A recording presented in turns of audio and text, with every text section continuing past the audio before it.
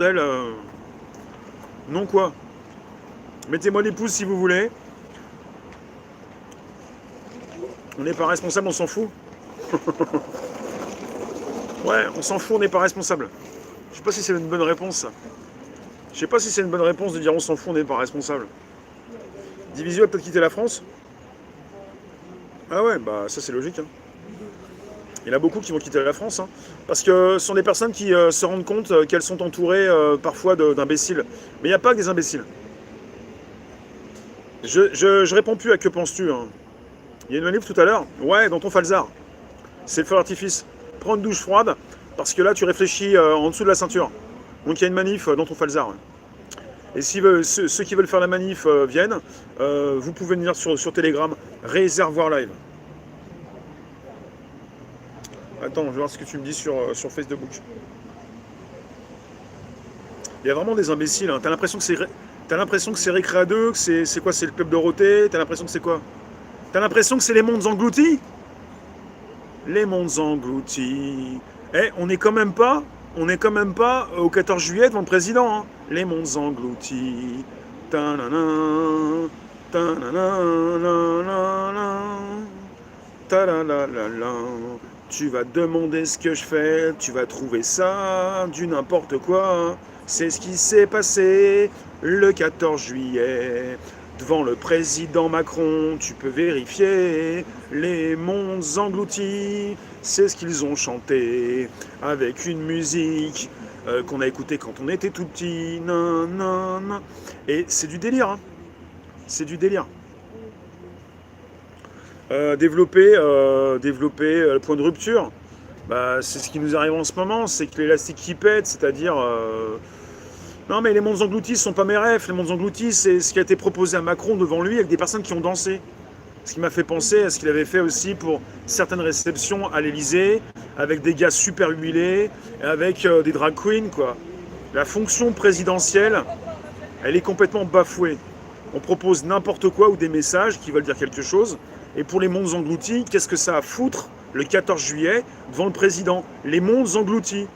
Bon, il y a des choses qui ont circulé sur mon Telegram, vous pouvez consulter. Mais pour ce qui concerne le point de rupture, vous dites quoi? Ça va durer combien de temps cette histoire?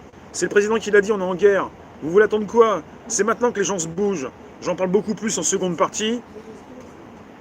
Il y a des millions de personnes qui ne vont jamais se laisser marcher sur les pieds et qui justement vont pas être forcément dans l'affrontement, mais ne vont pas consentir.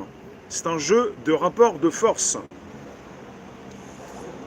Ouais, mais il n'y a pas ce que tu préfères, Serge. Ça va, Serge? Ça va, Denis? Il y a surtout ce qui a été proposé le 14 juillet devant le président, quoi. Avec quelque chose de très particulier, quoi. La loi 49.3 n'était pas les prémices. C'est quoi cette histoire de monde englouti?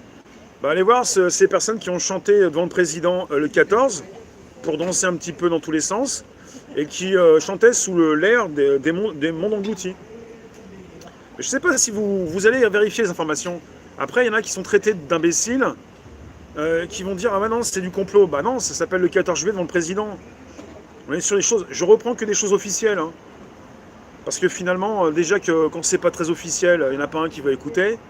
Vaut mieux que ce soit officiel. Hein, pour qu'on puisse avoir une piste commune. Pour se réunir, se retrouver et pouvoir échanger. Sinon, on n'a pas de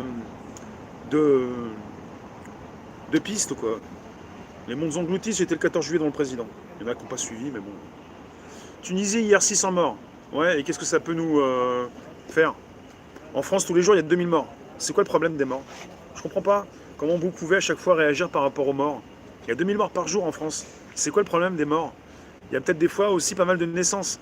Ce qui fait qu'on est de plus en plus nombreux sur Terre. C'est quoi le problème des naissances?